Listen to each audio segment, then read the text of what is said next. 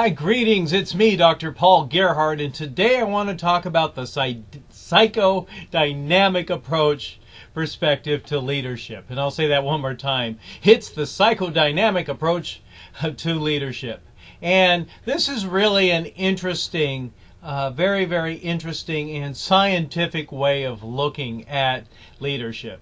If you've taken another class from me, I always kind of point to the fact that we are all in our head, and perception is everything. How you see things affects what you do, which affects what you get. And as leaders, we have the biggest influence over people and results of our organization. So we are always getting little checks and measures along the way. And if we can stop and take time to really look at the world around us, see how things are really working, and really be listening to the feedback. And that's the critical thinking that we need to be doing when we see and observe things coming at us. We need to ask ourselves, why is that happening this way? What's my influence over what's happening? And that really is what the psychodynamic approach really is all about. And so what's really cool about the field of leadership is such smart people, including psychologists who understand and study the way the brain works and why people do what we do from a cognitive perspective is so important. You know, leaders affect change. Leaders affect followers. And sometimes leaders can get so absorbed in their own world that they don't see things the way that they need to see things, which affects the way how they treat people, which affects the way organizational members do things. And very often leaders become so self-absorbed that they may become totally irrational, according to this theory, in their behaviors and their choices. And everything that we do, all results are a reflection of our decisions of those choices.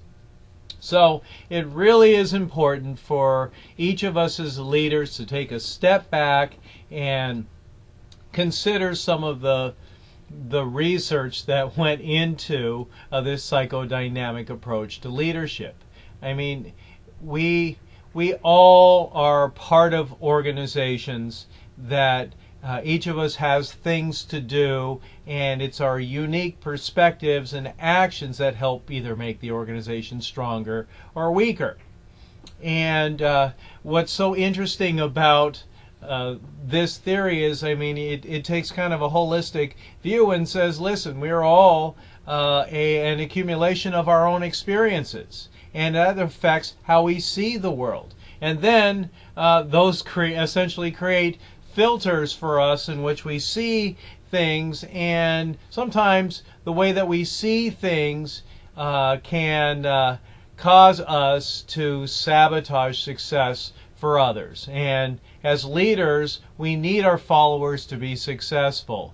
And so if we could take an approach of maybe my followers' shortcomings could be a result of something that I have done, not giving enough information, not giving enough support, my interactions were received differently than I intended them to be received. You know, all these things kind of go into our daily patterns, and as we do things on a regular basis, this repetition, it can create dysfunction. And ultimately, in the long run, this probably is the main contributor to employee turnover in organizations. So when leaders have the biggest influence over turnover, when people aren't happy, they can get frustrated, they lose motivation, and then they leave. And then they make the competition stronger. And they essentially when they take their experience away, they make their current organization weaker. And so it really is in the best interest of leaders to really be thinking about the relationship with their employees and how they affect them. So as we've been talking about, you know, we really need to be wise about the psychological contracts that we have with our employees. We need to make sure that we're creating healthy work environments as leaders, and that's what psychologists like Zelaznik and Ket DeVries and Kakar and Lauren and Miller, they really have taken time to take a look at how leaders' way of thinking can affect organizational outcomes. So leaders are people too, and they are prone to making mistakes. And so it's always best to be able to take a look at our approaches and recognize the feedback that we're getting from followers. And even if we don't have official means for feedback like a 360 analysis, we are constantly getting feedback all the time, and we can observe the behaviors of others as we interact with them. And so that's really important. Great psychologists recognize that there's a lot of different things that impact the way that we see the world. Family history, ways that we've seen things happen, in past organizations or with the current organizations with past leaders. All these things influence the way that we act by what we do. So if you looked at the world as a stage and a stage for learning new lessons, we can take in new lessons for us to be able to do things differently. That's the deal with conflict, is when we see things differently, it feels uneasy for us, and sometimes we handle that conflict in a way that damages our relationships.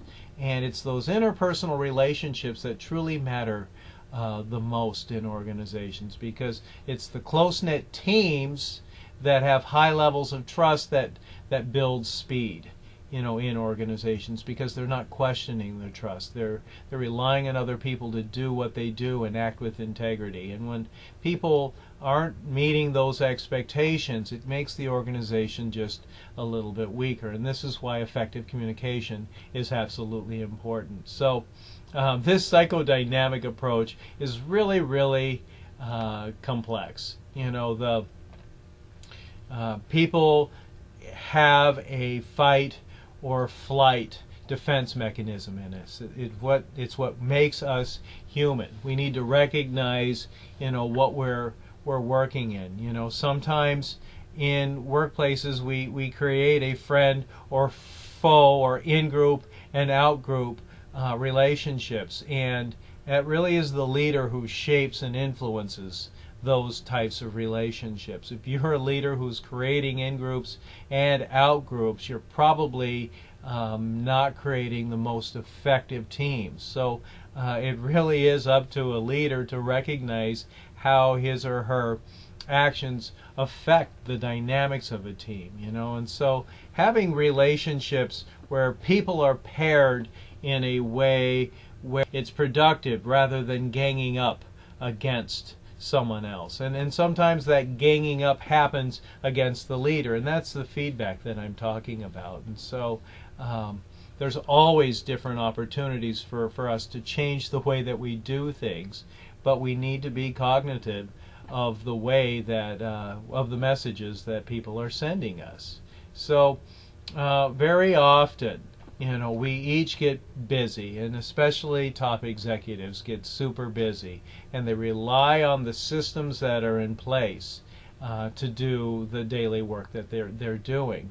But if they're failing to really consider the ideas that are being brought to them, they're essentially pushing people away. And you don't want to push people away. You want to be using the feedback from people on a regular basis in order to make the organization stronger and stronger. And when people want to do things differently and people push back, especially leaders, at that don't you dare create some change, that's the thing that causes tension, where people won't feel like they're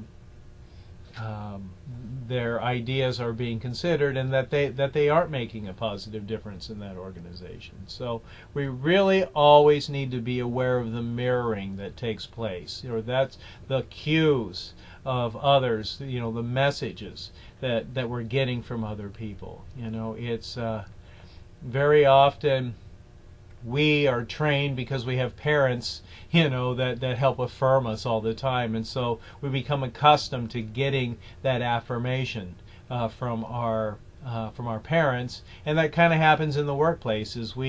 As leaders, we need affirmations from our employees, but the same thing happens with employees. They look for that affirmation from bosses, and so that can become a synergistic approach to helping support each other, and making things a little bit better. So it really is important to not fall into the "you're awesome, you're awesome, you're awesome" relationships, but really take a step aside and support each other in ideas, but together look for ways to be even better together. So when people are doing things well, it's a great opportunity to pray so that you can get other people to do things even more well. But if you are praising others and you're not doing things to continue to help make things better, then the organization becomes a little weaker. And if you're getting praised as a leader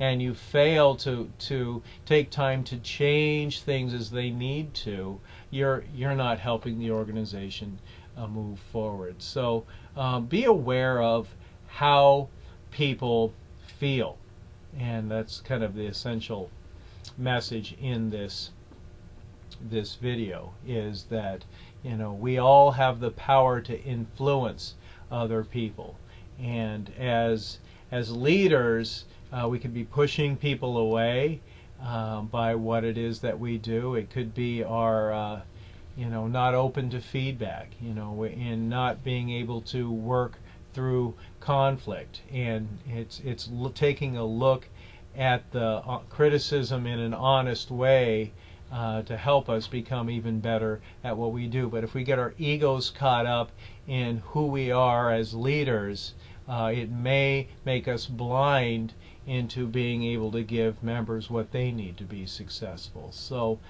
being an effective leader really means to stay away from narcissism, but to create balance, create a healthy self-esteem for everybody by making sure that the environment is healthy.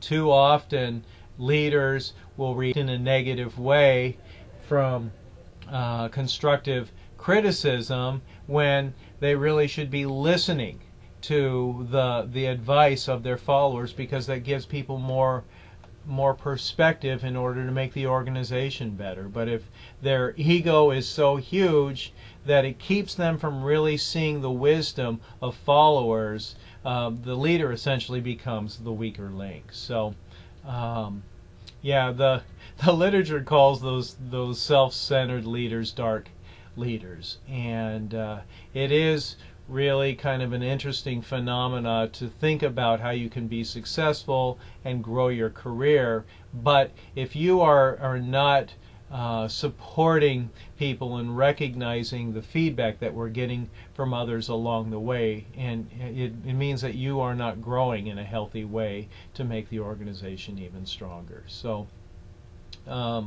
really using the world around us to become our very best means taking a step back and really recognizing how our actions affect other people. So how do you apply the psychodynamic approach to leadership? Well, it's really great for peer group coaching. This is where participants can work together to uncover blind spots. It helps people challenge one another and identify areas of behaviors for change. It allows people to experiment new behaviors for their workplace. It really does help us as leaders build better connections amongst ourselves and look for ways to help each other align with organizational goals. And so we are our own worst enemies, and if we could create systems like 360-degree feedback surveys to help us know what we don't know, help us recognize areas that we're doing well and areas where we can grow through feedback without retaliation, we can make our organizations get better and better, because we truly do need the ideas, insights, and talents of other people, but it's a leader that shapes the culture and climate in each team that has the most effect. So a leader must take a look at his or herself with an honest approach and be open to growing and seeing things differently in order to help make workplaces as productive, efficient, and effective as possible. All right, so I've given you a lot to think about. That, in a nutshell, is essentially the psychodynamic approach to leadership.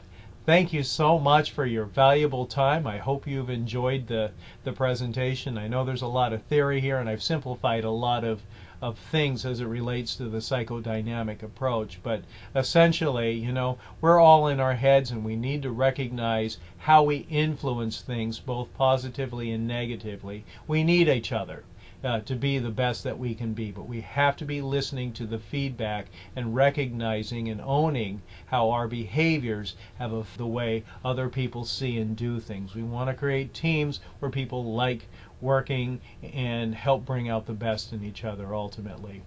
Thanks so much for your time. I hope you've enjoyed the video. Have a great day, because only you get to choose how you feel about it. I'm Dr.